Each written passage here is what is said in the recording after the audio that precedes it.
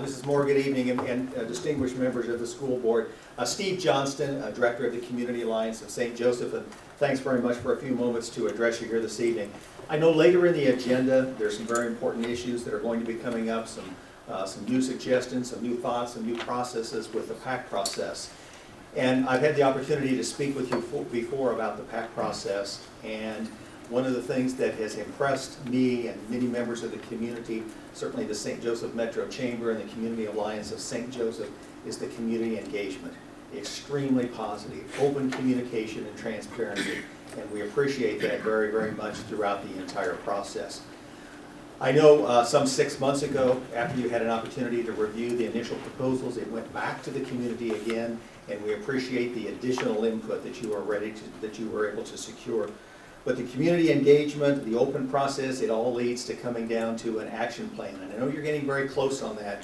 And we have some representatives here this evening that we're not going to ask to call on individually, but Mrs. Moore, with your permission, I'd just like to call out some of those folks this evening who are here tonight in support of the PAC agreement and the proposals that are forthcoming this evening. First of all, right up here on the front row, we have Brad McAnally, who was with Hy-Vee.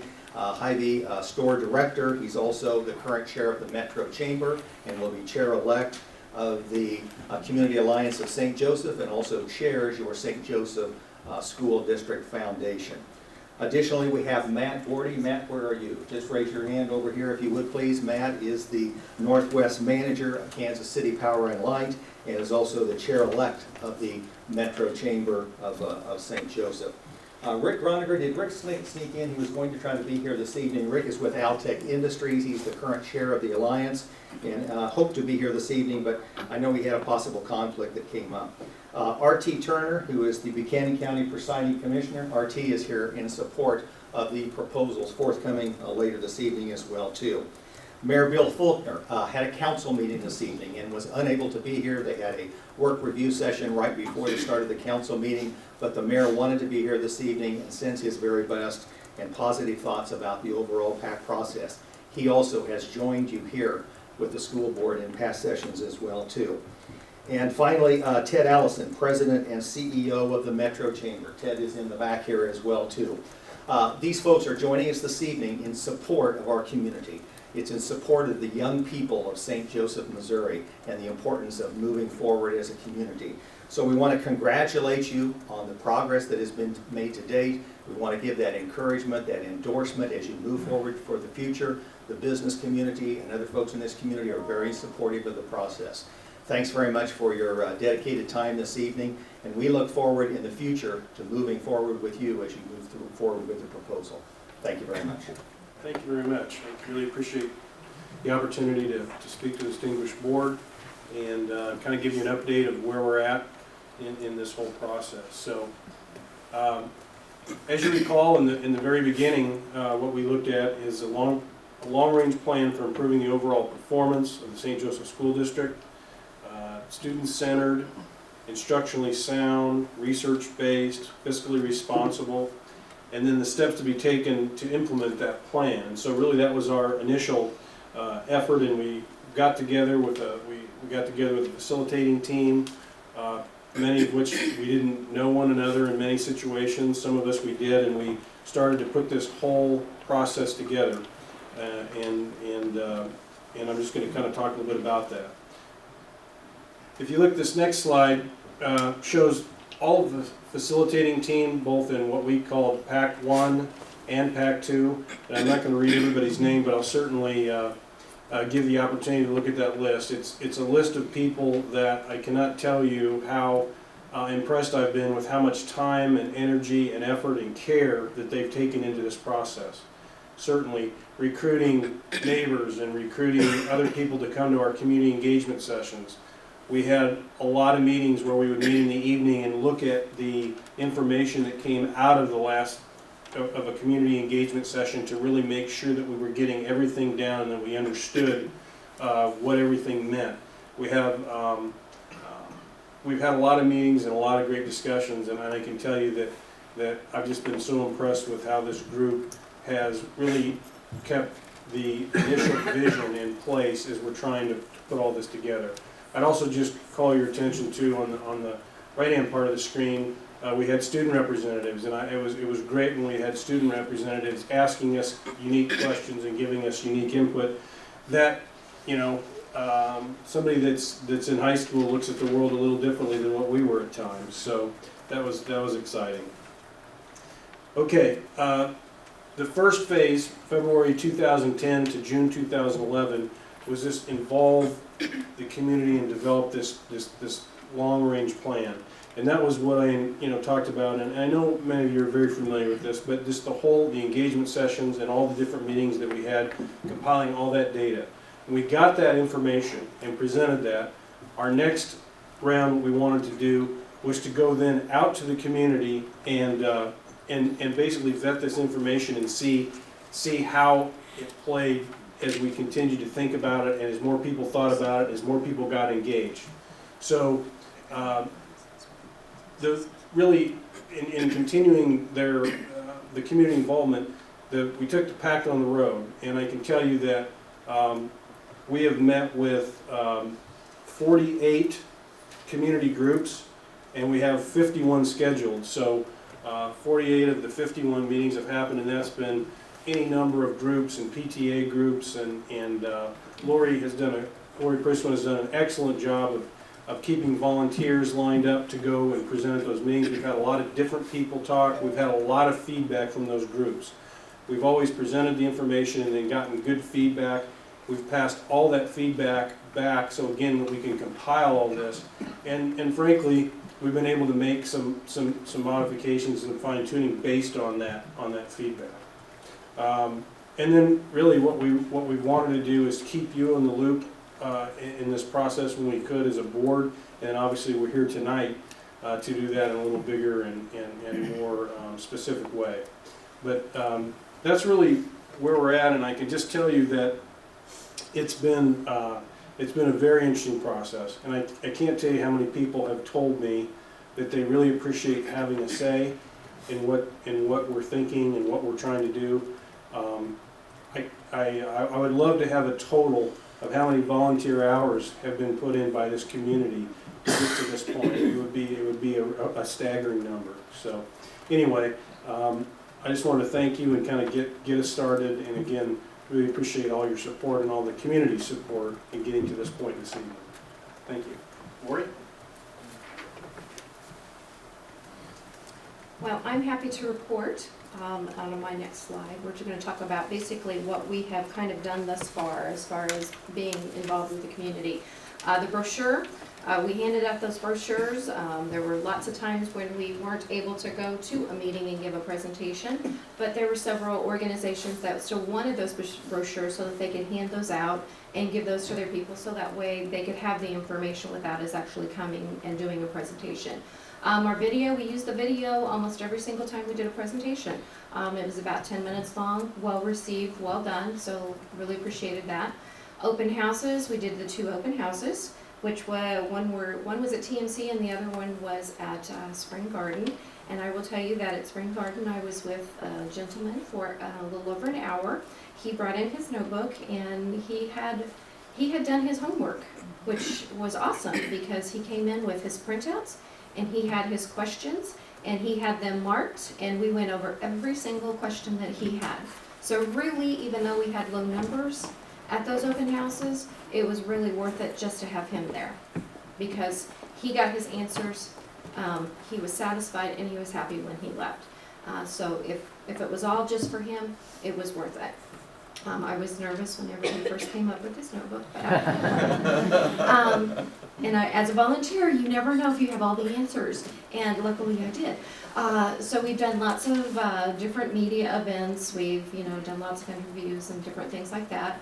And we also did the walkathon, which was it was a nice Saturday morning. It was a little early, and I'm going to have Heather Weddle, because she was the chair of the walkathon. So I'm going to have her come up and give a little bit of information. Hi. Thank you so much for your interest. I just want to summarize the walkathon a little bit. We had 122 volunteers canvassing the entire town. We split the town into each elementary region that we have, and we made sure that we had volunteers in each and every one of those regions. Just another way that we wanted to get word out about the PACT process and the information that we have come up with thus far to the community is also a way that we're able to ask community for their feedback. We really wanted to hear, what are people thinking? Are we traveling down the course and the direction that they, our neighbors and our coworkers and community members want us to go? Or would they like us to consider some other avenues? And I was really excited to be able to have the volunteers get to around 3,000 homes that Saturday morning and be able to leave some information at each one of those homes. We were able to speak with many different people. As you'll see in your notebook, about 1,020 of the people, the households were home or were able to visit with us in that time frame. Of those, about 65% were familiar with PACT and the PACT process, which I thought was pretty reassuring to know that that number shows we're out there, people are aware of what's going on. Thanks. There was, you would think the walkathon wouldn't be, that much work, but Heather put in a ton of hours, and we were here in this boardroom one evening for many hours mapping out the maps. So we can attest to how much that truly, that was a big job. So thank you, Heather, greatly appreciate it. Listeners Bureau, as Lee kind of talked about, I was in charge of that. I was kind of chairing that one. We have talked with 48 different groups. We've got 51 scheduled, so I still got 3 events that we'll have to get to. You will see that in your notebook, there's a feedback section, and in that feedback, basically what I have done is I've kind of put together a summary of what happened with the Listeners Bureau. We talked to directly 1,613 people. Indirectly, like I kind of spoke about earlier with the brochures, we dropped off about 300 of those, so that's at least 300 more people that we know of. We do know that there were a couple of organizations that we went to that literally had a box of brochures. So the number that went out was greatly, it was a lot more than what we had in the room because they took them out to their own folks. So I just thought that was pretty awesome. Over 1,600 people that we've talked to, all 23 of the PTAs had an opportunity to give their feedback. So we went to most every school. We combined north and the south ends just to try to get, we were kind of under the gun. We were running out of time. So we had to kind of put those together.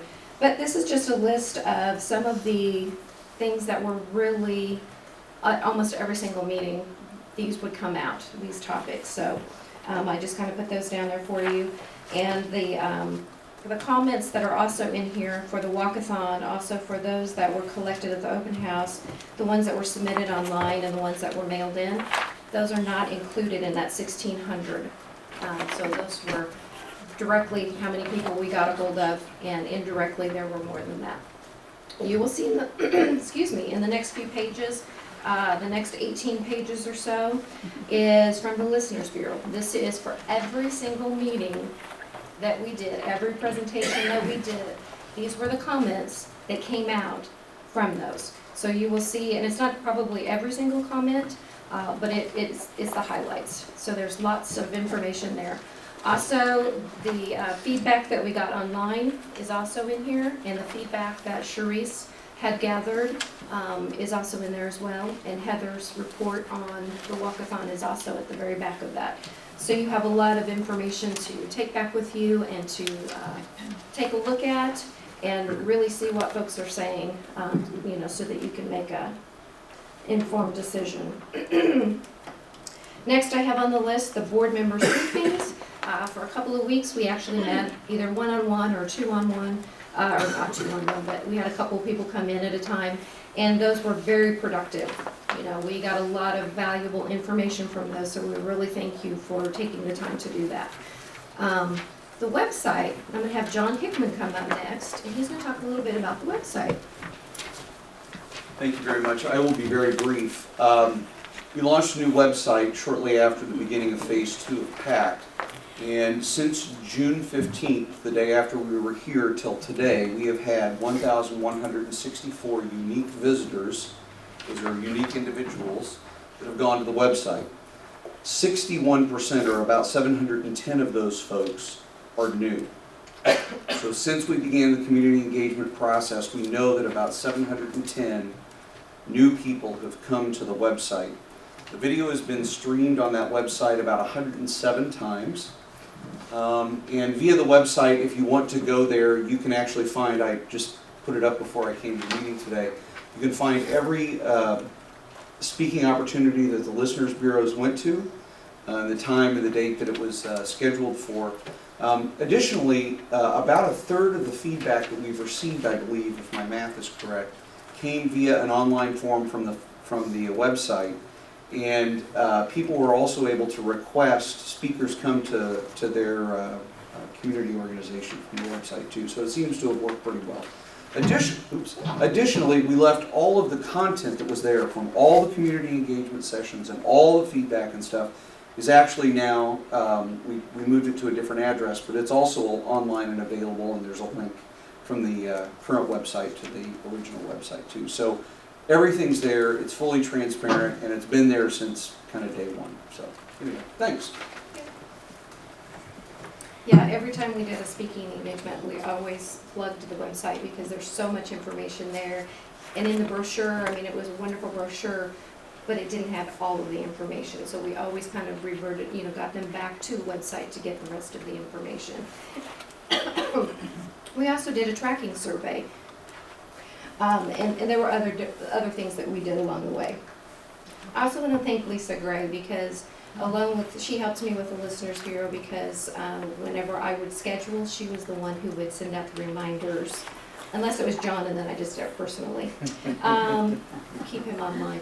And then I also want to thank Charisse because she's done a remarkable job with everything that we've kind of tasked her with. So I really do appreciate that.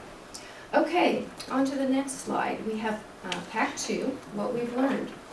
And like I said, you've got all of this information in your notebook, but these are some highlights. So 4 phases. We heard over and over again, it's just too long. It's going to take too much time. We want to see results quicker. We want to see results now. Air conditioning. I knew it was important, but I did not realize that it was a top priority. And when people saw that some of the schools were not going to be air conditioned in phase 1, they were not happy. So I'm really glad that they spoke up, and you will see later that we have moved air conditioning up in the plan so that everyone can be comfortable. Early childhood education. Time and time and time again, that is a must. We have to have that. When you have 52% of your kids coming in to kindergarten and they're not prepared, we just can't have it. So that was another huge thing that we really, was really important. 6th grade to middle school, very positive. I have so many stories about that one. We have, anywhere from grandparents saying that, their grandkids are in 6th grade and quite frankly, they're just too mature to be in the elementary schools anymore. Then we also hear from the teachers. I was just at a school the other night and there happened to be a 6th grade teacher there and I said, well, what do you think? And she said, I'm ready to go. And that wasn't the first time I heard that from staff. So very, very positive information there. So we were really happy to hear about that. Cost, everyone really, the concern is always with the cost. But in your brochures, you'll remember that little purple section. And basically you had what it was going to cost to be status quo, what it was going to cost to keep all 23, and to implement the plan that was presented. Most people said that it was basically a no-brainer, that to implement the plan was that much more expensive and we would come out with a lot more than just maintaining status quo. So that was loud and clear. Special education was another huge thing that we heard a lot about. John and I did our very first presentation back in August, and one of the men just basically looked at us and he just said, shame on us. He said, these kids need to be taken care of, and when we were talking about that there are schools where you can't turn the lights and the computer on at the same time without blowing a breaker, he said, shame on us. We should be stepping up and doing what's right for these kids. So for our first presentation, it made me feel really good that we were off on the right track. Older schools, people want to keep some of that Architecture, they don't want us to take away all of their old buildings, but really with what we have proposed, we're keeping like 80, 85, almost 90% of the schools that we currently have. So it's not like we're trying to take away all of it. So that's another thing to keep in mind. Okay, what we've learned, timing. Time and time again, people were asking, how soon can we get this voted on? How soon can we start? I actually last week had more than one person ask, when can we break ground? And so we have to get this approved first. Technology, another huge thing. People really know the importance of that because our kids are not only competing with kids here in America, they're competing globally. So we have to keep up on that. Bodie Middle School, we had a few people that said that they didn't want that building retired. Flood zone, they don't want to spend any more money in the flood zone. They didn't think that that would be frugal of us or wise of us to do so. So we listened to that. Midtown, we want to ensure that the quality facilities for that area, we want to make sure that those kids aren't being, or that they are being taken care of. So we want to do that. Redistricting, we heard this time and time again that people are concerned. There's a lot of people that are still not happy about when we redistricted last time, and they're very happy that with the way we've proposed the plan, that the children are probably only going to have to maybe move once in their elementary career. So that reassured them tremendously, so they were really happy about that. Construction, keep it local. We have got to put our people back to work. We have talented people here. We need to get them back to work. This would be our own little, what do I want to say? Our stimulus package, that's what I'm thinking of. So, almost $90 million, if that's what we go with, that's quite a boom for our community. We want to, hoping for the future. We think that with all of this construction, everything that's going on, we're putting a focus, a spotlight on education.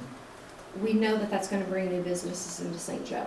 And I love the restaurants, but I think we need some more substantial jobs than the restaurants. So I'm hoping that we will continue to, people will take us seriously whenever they're looking at us in the future for bringing their business here. Our community economy, we just want to spur and we want to help turn it around. And I think that we're in a position where we can actually make a difference for this whole community with the start of this plan. And this would be your legacy if we could turn this around and make the community a stronger place. Because I get really, really frustrated when people say, if you want all of that, send your kids down south. I'm sorry, but our kids are worth it. And I don't want to be the one to tell them that they're not worth it. So anyway, that concludes my portion. I have Kevin. Thank you, Lori. So, appreciate you being with us tonight. What a great symbol. You guys can keep the eye on what's important right here. This plan is good for educating our kids. That's the important thing to keep in mind. What we've done, you'll see as we go, this has been great for educating our kids. So that's what we're all about. I mean, that's what Dr. Hill came and told us, that we needed to have educational excellence being the focus of whatever we do. And I greatly appreciate you'll hear from Sam Johnson here in a moment. You've seen Sam many times, but with Sam's help, we came up with PAC 2 goals. From whatever we heard, what Lori said we learned, we took those and we said, okay, what are the goals to help rework the plan? True it up is our new word we've been using. So what we did was come up with what are the goals from what we heard to help make the plan better, to make it even better for kids. First thing is we wanted to address early childhood. That's what we gave Sam to do. We wanted to make sure the downtown was addressed. We wanted to make sure air conditioning was included in all buildings at phase 1. And we wanted to move kids as few times as possible, only once if we can. We wanted to make sure we had the costs. We heard from the community about preference in 6th grade, but did it make financial sense? So we challenged them to come forward with that information. One of the goals was don't spend money in a floodplain. One thing was to remain cost effective or improve cost efficiencies. one thing that I pushed him a few times on things. Man, we picked this apart. Can we do this? Can we do it this way? And he kept coming back to, was it great for educational excellence, and was it economical? And he could show us each and every time, yeah, we could do this, do a smaller amount or do something this way, but it'll only cost you another $5 million, you know, type of thing, of upfront money. And so time and time again, we made him prove up that this was the best for the taxpayers, as long as it was good for educational excellence. And because he specializes in schools, he got it. And he kept us focused on that. So, structure the progress in 3 phases in 10 years, big challenge. We had this going on for many, many years, and we heard very clearly from the community that we needed to get in and we need to do something now. You can't go 60 years without major improvements in your community and spend another 20 years, basically what we're proposing, trying to catch up. We'll get further behind. And as he'll tell you, costs just get more expensive every year. The plan needs to be simple to understand, and he's done that.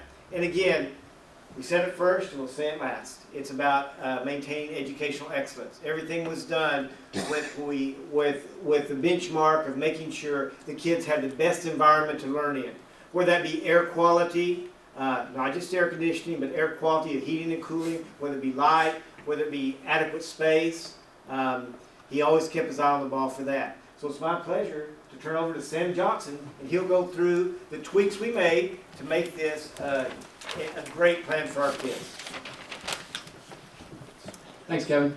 Good evening. It's a pleasure to be here again and to present the revisions to the Comprehensive Educational Facility Master Plan that have developed in response to the PACT process. All right. We like to start with this slide because it reminds us of the goals that we set for the development of any master plan for the future. It had to be twofold. Any plan has to develop educational excellence, an environment that supports educational excellence. And, as important, it needs to be educationally cost effective. We need the balance of those two. So tonight I'm going to present changes, revisions, the next evolution of this master plan, if you will. What hasn't changed is the goals of this process. What also hasn't changed is the ability of the plan that we're presenting tonight to meet these goals. In fact, it's my opinion that having now been informed with the broader impact or broader information from community engagement, that it's a better plan for the St. Joseph School District. One of the things that you see, the first big change is it goes from 4 phases to 3 phases. But the configuration, the final configuration of the plan remains the same. That being that there are 12 grade K-5 elementary schools, 5, 6, 8 middle schools, and 3, 9, 12 high schools. You'll recall this is the same outcome of the original draft master plan. The elementary schools are sized to be between 400 and 600 students. You'll remember that during the PACT planning process, this was one of the efforts that was taken, where Franklin Hill led the charge. He worked with educators in the district, and that was the target elementary enrollment. It was, I say that it's modest by national standards. Some would say ideal. In the end, the largest school that's planned is about 570 students. None of them get up to 600. So modest size for elementary schools. Again, I'd say the same thing for middle schools. 550 middle schools is modest by national standards. And then the grade schools remain, the high schools remain the same capacity that they are today. You're going to note that most of the components of the revised plan are the same as they were for the original plan. It changes from 4 phases to 3, and that's a significant change. But many of the components, most of them remain unchanged. The very first change that you will notice, however, is preschool. One of the things that the PACT team heard loud and clear is that there needs to be a bigger acknowledgement of the importance of preschool in the draft master plan. So what we've added is the preschool component to phase 1. Identify facilities for renovation for 2 or more additional preschool locations. This makes it, this goal makes the goal more concrete. It's a part of our written part of our plan, and that's as a result of the input that was received over the PACT 2 process. The building of 2 new elementary schools is the same as the 4-phase draft that you saw previously in June. Renovation is another area where there has been some evolution, where there have been some revisions. The first thing I want you to note is that the comprehensive renovation in the high schools on the original plan was to occur in phases. Benton was to be comprehensively renovated in phase 1, Central in phase 2, and Lafayette in phase 3. In some ways, there is some inequality there in some schools being able to be renovated sooner. This portion, this revised plan, takes the comprehensive renovation of the 3 high schools and moves it into phase 3. So I think that's actually a more equitable way to address the high school needs.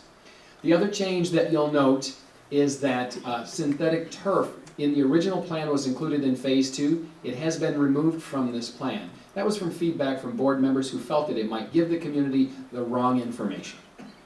So what work you will note for the high schools is that air conditioning will occur in all 3 high schools in phase 1. They'll all receive triage in 10 work, which means that the work that's necessary to maintain healthy and safety facilities. Then you'll see that Benton will receive the planning principle work and security work. Planning principles, just to remind you, were the types of work items that we heard over and over and over again. Actually, the local architects heard, and by the way, all 3 firms are here again tonight. They heard consistently during the building walkthrough. So we need environmental issues addressed, site issues addressed. We need proper places for special education. We need proper, our buildings need to be accessible to people with disabilities. So that's the planning principle work, and it's scheduled for every building. At Central, in phase 1, the auditorium will undergo a comprehensive renovation, the auditorium. At Lafayette, there will be biology labs that are renovated. So that's the phase 1 work at the high school level. At the elementary level and at the middle school level, the important change as a result of the input that we received was that air conditioning is moved into phase 1. This is important for a lot of reasons. It's not just a comfort issue. There are a number of studies that correlate building condition with student achievement. I don't recall if you remember, but during the PACT planning process, we presented a lot of research that correlated building condition and its effect on student achievement, particularly student absenteeism. There's a great new study that correlates that effect, and of course, while it's predictable, it's always worse for the lower socioeconomic income levels. So air conditioning, my proposal is that is an educational issue as much as it is a comfort issue. Expansion of the 6 classroom additions at the elementary schools is the same as you saw in the draft master plan. And then one of the other revisions is where facilities are retired. Hull, Humboldt, and Noyes are proposed to be retired in phase 1. You'll recall that in the draft master plan, Edison was also included. And based on feedback from the PACT process, this plan is revised to take a more conservative approach, a more wait and see how well this responds to our changes in demographics. One of the issues that was raised was addressing the downtown and the river corridor area and the impact of the retiring of that many facilities. So what this does is it takes, like I said, a more conservative approach. It allows the school district to wait until phase 2 to see if those same sorts of predictions come true. If our enrollment predictions remain on target, that's a decision that the board can entertain at that time. If there are changes, and it's very likely that there will be some changes, it allows the board to reconsider building configuration in phase 2. Plans, by their nature, working living documents. While they're put together with the best information that we have in the time, when it's time to look at subsequent phases, it's important to see if the conditions warrant the particular items or if they need to be revised. So that's, I believe, an overview of phase 1. One thing I should mention, I would imagine that to implement phase 1 would take, if you were, for instance, to receive approval in spring of 2012, I would imagine that 2014, 2015, that time frame, phase 1 should be mostly complete, to give you a sort of a time parameter, time window. Phase 2. One of the big changes that you'll notice about phase 2 is that this, by moving it to 3 phases, it allows us to make the change from a 7-8 middle school configuration to 6-8 middle school in one phase. You'll recall that in the previous plan, Lake was shown as, I think it was, I forget the exact word. Pilot, thank you. Pilot middle school, and that the balance of the middle school conversion occurred in phase 3. This now all allows for the conversion from 7-8 to 6-8 in Phase 2. It also reduces the number of times students are being redistricted, which is also another one of the goals that was heard during the PACT planning process. One of the other significant changes, I think Kevin noted, was the feedback that was received about Bodie, and that Bodie was a facility that should continue to be invested in terms of the St. Joseph School District. With Bodie being a part of the plan and Lake no longer being a part of we heard feedback that it didn't make a great pilot middle school. Its location was not ideal and it shouldn't be considered. So the change that we propose in this plan is that we will construct, or we propose that the school district construct a new South Middle School for 550 students. So that's the other change that you see in Phase 2. Spring Garden becomes repurposed to be a new high, just as it did in the draft master plan. Pickett becomes repurposed to become a new middle school, just like it did in the draft master plan. Spring Garden is renovated. Parkway is the only elementary school to have a classroom addition. Bodie, Rubidoux, Truman, and Pickett are all renovated and have small additions to allow them to have the educational program and meet the program standard that was developed by Dr. Franklin Hill, so that we have equitable programs across the district. And then finally, retire, again, Hyde, Lake, and Edison are included at this point, but as I noted earlier, it's important to remember that those decisions will come when it's time to implement subsequent phases to make sure if the situations still warrant. Phase 3, nothing is built new. The renovation, again, this is where the high schools are renovated comprehensively. And what I mean by that is most of our school facilities are designed on the one-size-fits-all classroom model. And your staff is teaching in a variety of ways. We know that students learn in a variety of ways. And so what I mean by a comprehensive remodel is creating a variety of learning environments that accommodate the way teachers want to teach and the way students learn effectively. The expansion of the last 2 elementary schools occurs in Phase 6 at Ellison and Twain, and nothing is retired. So at the end of the 3-phase master plan, you end up with 12 elementary schools, Coleman, Ellison, Field, Hosea, a new Hyde, which is the Spring Garden that's repurposed, Lindbergh, Mark Twain, Parkway, Pershing, Scaife, a new Midtown Elementary School, and a new Northeast Elementary School. You end up with 5 middle schools, Bodie, Rubidoux, Pickett, Truman, and a new South Middle School. And your high school configuration remains the same, with 2 smaller high schools, Benton and Lafayette, and the larger high school, Central. I'm also happy to tell you that because of the revisions, we have reduced the first costs of the overall plan. You'll recall the draft master plan had an overall first cost of the 3 phases of $229 million. And because the time frame has been compressed from 4 phases to 3, you will save long-term in life cycle costs $10 million, from $490,000 to $480,000.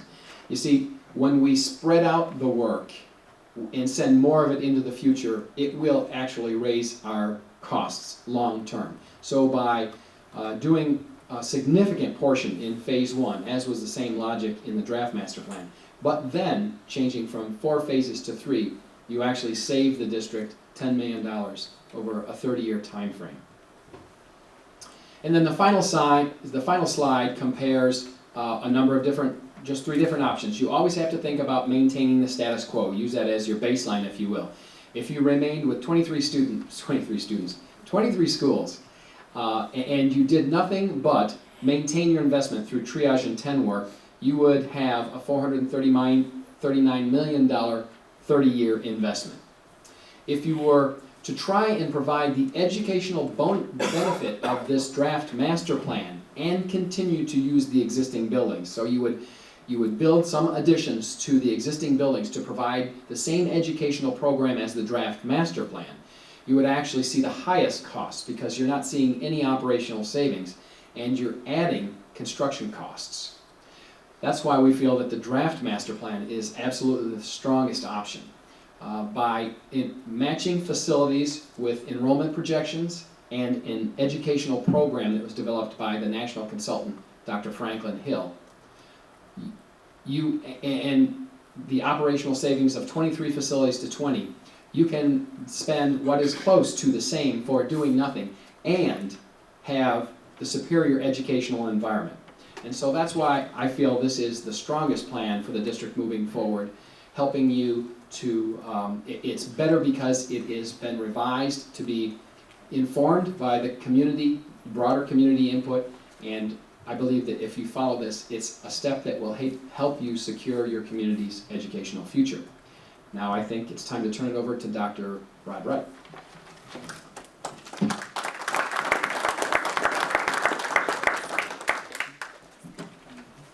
I was gonna say I like following Sam because he and I are about the same height and they don't make me look so short, but he got applause, so I'm not sure I want to follow him now, but pretty sure I won't get applause. I'm here to talk to you about the tracking survey that we recently completed, and I know we're probably going a little long, so I'll try to run through this fairly quickly, and I don't have all the data in front of you, but a short survey, and let me cover the results. The field work was done in early December. We did 400 interviews, much like the tracking survey we did last summer. Margin of error is about 5%, plus or minus 5% at the 95% confidence interval.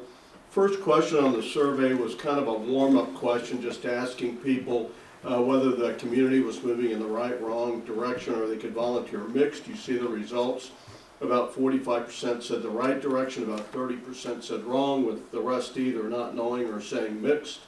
Very quickly getting to the question that I'm sure you're most interested in, is we ask about, at this point in time, a $90 million bond proposal. The survey was being done simultaneously with the development of the second, or with the changes in the facility plan. What I need to explain to you about this chart, it's a little confusing. We decided to do a split sample to see if amount made any difference. And so you can see the question, which was asking people about a $90 million bond proposal, but half the sample was asked about a $76 million bond proposal. In the first column, you see the results overall, and in the second and third column, you see it split out by whether they ask about a $90 million bond proposal or a $76 million bond proposal. And you can see it made, outside of sampling error, a pretty darn big difference of better than 10%, right at 10%. Where 41.5% was total favor for the 90, and 51.7 for the 76 million. And let me just take a minute to talk about that. Nothing is more complicated in my business than how people respond to amounts of a rate increase or a bond proposal on a survey. And over the last 25 years of doing research like this, you end up learning things and seeing some trends. While we all sit here and do math and kind of know what a tax increase of 60 cents might cost or 50 cents might cost, or how a $50 million bond proposal might translate into a rate increase, that's kind of math that doesn't occur when somebody takes a survey, to say the least. And what we've learned over the years is that their perceptions and reactions to amounts is a lot more similar to price and item advertising in the newspaper than it is to just really understanding how all of this works. And what we have learned over the years is that when, and you're going to think this is going to be a little crazy maybe, but when numbers end in a 0, sometimes when they end in a 5, but certainly when they end in a 9, people tend to react differently to them, more negatively, than when they end in other numbers. Examples of that. A few years ago, we did a survey for Afton School District where they were interested in a rate increase. We did a split sample, a 99 cents and a $1.32 tax increase. Outside of sampling error, the $1.32 was more, not less, but more popular. The irony for that district is that 99 cents would have failed on the ballot. In my view, they passed a $1.32 rate increase. Similarly, in Woodstock, Illinois, they were looking at a 99 versus a $105 million bond proposal, and again, outside of sampling error, the 104.5 million bond proposal is what it was, tested better. A community that we worked in a number of years ago thought that a 10-cent increase is what they needed, and they used the phrase, because they thought it was cute, 10 cents makes sense, and it backfired. Because people in the community thought they picked the amount based on the phrase, not based on what they needed. So part of what I want to tell you is that I think one reason why the 90 and the 76 is different is because the 90 sounds like kind of a convenient number, compared to the 76, which sounds a little bit more like somebody did math. But anyhow, you can see on there that the amount does make a difference in terms of how people responded to it. And that is a pattern that we have seen over and over again when you do split samples. Obviously, in retrospect, it would have been nice to have done 87 and 76 to see what that difference would have been. We didn't. Hindsight is always perfect on this. My professional judgment is that the difference between 87 and 76 would have been less than between 90 and 76, just because of the nature of the numbers and how people respond to them. And again, I'm basing on that not just on conjecture, but years of doing not only survey work, but doing focus groups. For example, after the Afton situation, we did 4 focus groups to try to get a handle on why people would support $1.32 and not 99 cents. That is so counterintuitive, obviously. And what we got from people was 99 cents sounds like price and item advertising. You made the number up. You asked for everything you could do, just less than $1. So anyhow, I wanted to mention that. That's a long-winded interpretation of why you see those kinds of results, but you can see that it makes a difference on the 80, on the 90 versus the 76. And by the way, that difference runs all the way through the survey. We asked people about some agree-disagree questions about public issues. In the first column, you see the strongly agree. In the second column, you see the total agree. That's strongly plus somewhat agree. And in this series of questions, along with some a little bit others, you again see evidence of what I talked about last time, where the framing of the question and what the question is about, in a sense, symbolically, has a lot to do with how people respond. And you see what people have as what you think of as contradictory opinions. And I hear that all the time, those results contradict each other, and they do, but we all hold contradictory opinions in our head about public opinion, about public attitudes. We all believe in majority rule and minority rights, for example. That's kind of the traditional example. Quality of my schools is the most important factor that affects my property value, 63% agreed. People like me can't afford to pay higher property taxes, no matter how good the cause, 63% agreed with that. We're doing surveys in some communities where that number is hitting the 70s right now, by the way, depending upon the community and where it's going. But you'll see, in contrast to that, down at the bottom, I'm willing to support a tax increase to make sure we maintain the high quality of education in our school district. 53% agreed with that. Obviously, some people that said on question 5 they couldn't afford to pay higher taxes, 2 questions later were saying, yeah, I'll pay higher taxes, and that's kind of the inconsistency. And then I skipped over investing money to improve our schools would benefit our community and our local economy, and nearly 70% agreed with that. You will find throughout the survey that if people vote no on this proposal, it's not because they don't like the schools and they don't like the proposal. A lot of it has to do with other kinds of circumstances. There may be 25–30% out there that's kind of no on schools. The rest are just have to do with more economic issues. And by the way, that number down in the lower right-hand corner, 53%, that's kind of the high water mark of what I think we can expect on a proposal if we go forward within the next several months. I wanted to put up a question about PACT awareness. If you remember when we did this question last summer, awareness on the very and somewhat aware combination was about 10% lower. So the work that's been done over the past couple of months has bumped up awareness of the PACT program by another 10%. For me, at least, this represents kind of a high watermark for a community engagement program, awareness in a community, and I think you heard the level of activity, at least from my perspective from St. Louis, was just amazing over the last couple of months. A tremendous amount of work, and it moved the numbers a little bit on awareness of the program. We asked people about moving the 6th grade to middle schools. The kind of interesting part about this response is that the most popular response was do whatever you want. I don't care. I don't have a preference. You've got just a little under a third saying stay in elementary. 4% fewer than that said put it in the middle schools. But with 37% saying I really don't have a preference. And in a lot of ways, that gives you kind of permission, in a sense, to do whatever you want with majority support. And again, the input from the engagement program, meaning the people that took time to go to meetings and fill out forms, at least from what I heard when Lori talked, kind of fell into the put it in the middle school side. So in a sense, I guess what I'm telling you is I don't think you're going to have a community backlash either way you go on that. We asked people about some facts about the proposal and whether it would make them more or less likely to support it.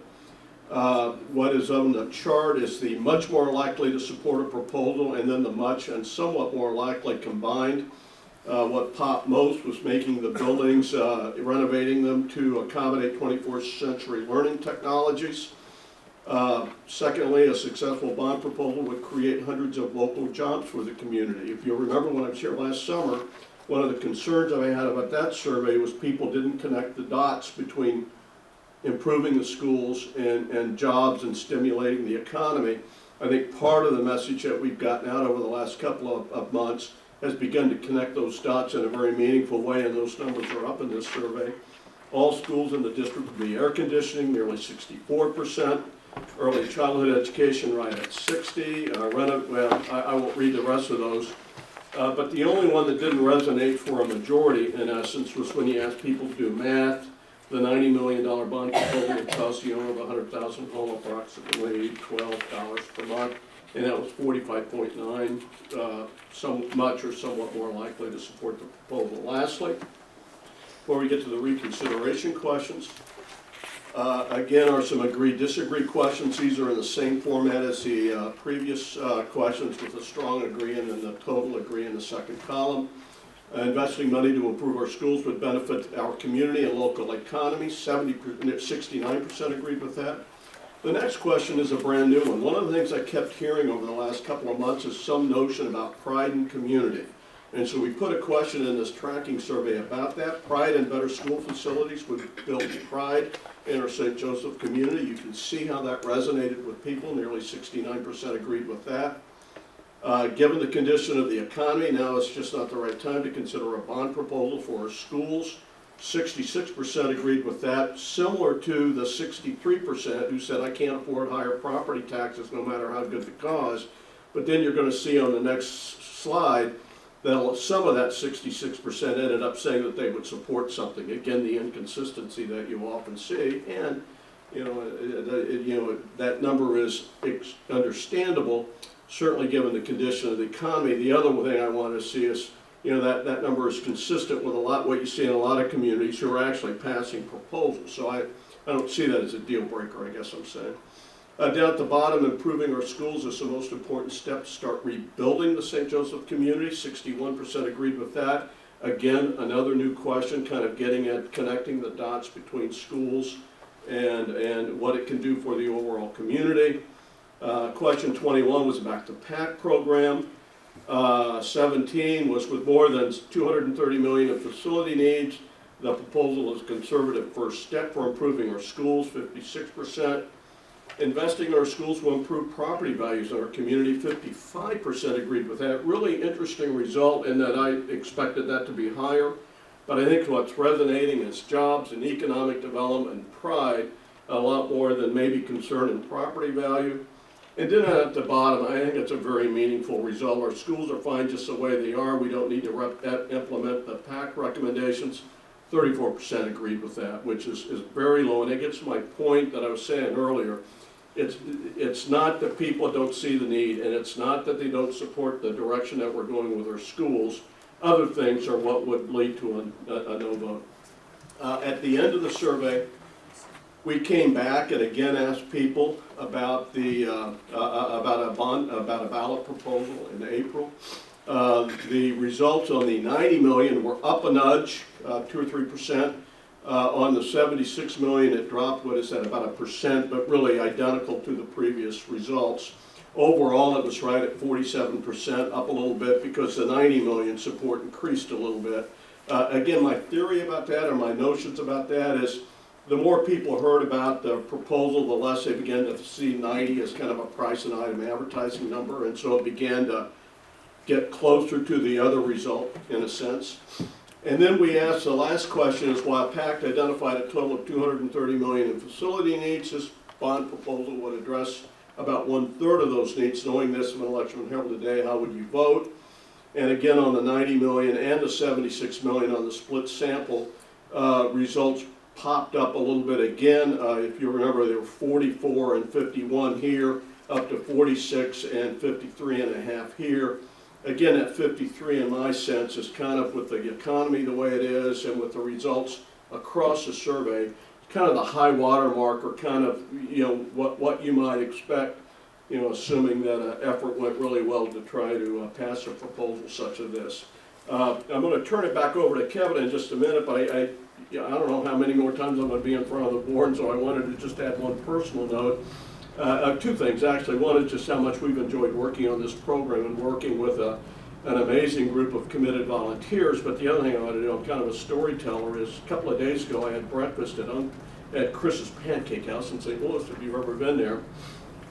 And I ran into the mayor and city manager of the city of Maplewood. And I don't know if you know that community at all in St. Louis County, a nice community in the Central Corridor, and a former client of our school district.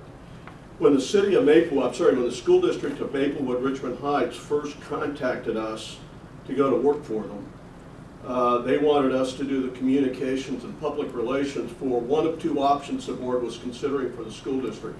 Option one was turning it into a K-8, shutting high school down, and letting kids contract out to a high school. Option two that they were really considering was shutting the district down. They were done. They had lost time and time again on the ballot, and they were done, and very depressed about the future. The district, similar to this community, went through a community engagement program. They put a proposal on the ballot that radically changed the nature of school facilities in that community, shutting down and selling buildings, building new buildings. The proposal passed, and the reason I'm raising this issue is the connecting the dots point I was making earlier. I don't know how many of you have been in St. Louis County recently and tried to go to a night spot in the business in downtown Maplewood. You literally can't find a parking spot. You literally can't get into restaurants. And home values over the last 7, 8, 9 years in Maplewood, in terms of increases, have led St. Louis County. And I'm saying that because, we're all standing here and talking about jobs and economic development and pride in community, but at least in my perspective, one of the things that makes the work that we do worthwhile at some level, it's true. You see it happen time and time again, that when it comes to community and the strength of community, schools come first. And it was really fun running into the mayor and the city manager of Maplewood, whose job has gotten infinitely better and more fun over the last 10 years as that community has redeveloped. So with that, again, I want to thank you for the work that we've done here, and I'll turn it back over to Kevin. Thank you, Rod. Appreciate it.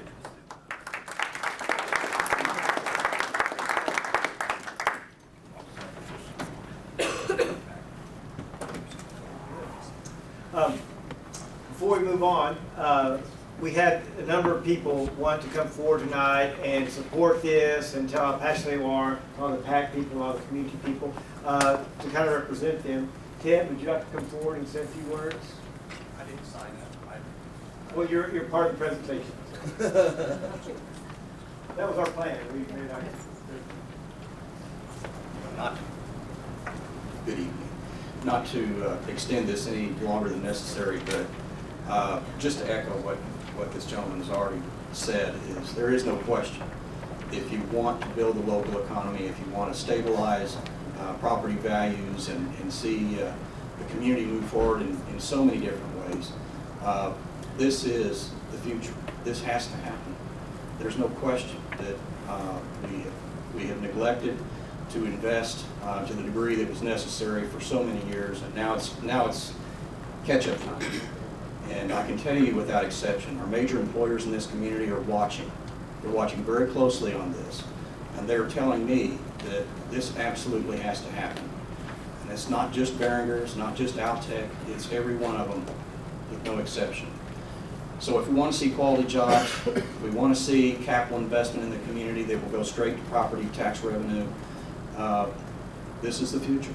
And so the Chamber urges you to consider adopting the PAC program and moving forward. Thank you. Thank you, Ted. Appreciate Ted being here. Appreciate everyone being here tonight. I think everyone came with the idea that they'd see history made, the first step on a new phase for our school districts tonight. That's really exciting. I get excited about it and think about how we're moving forward with that. So the final thing we want to do this evening is we met late into the evening last night looking over everything one more time. Todd mentioned PAC's more than a facility plan. We talked about how those will be kept alive. They'll be part of the school district strategic plan as they go ahead, and how we're going to work with scorecards for that. But tonight's about the facility plan. So what we recommend is place a proposal on the April 3rd ballot for phase 1 of the facility master plan. And as we complete that phase, then we start reviewing phase 2 with the same PAC process, and look at the phase 2 as we go on, and how that will be done, what changes need to be on, and things like that. We're here tonight because we're very passionate about this. The group decided last evening that we need to plan, we need to move ahead. We'd like to have language ready for your next board meeting. So to best do that, after talking with Mr. Briggs, we're offering you all a resolution. I'll let you pass that around. Let me keep a few for the media.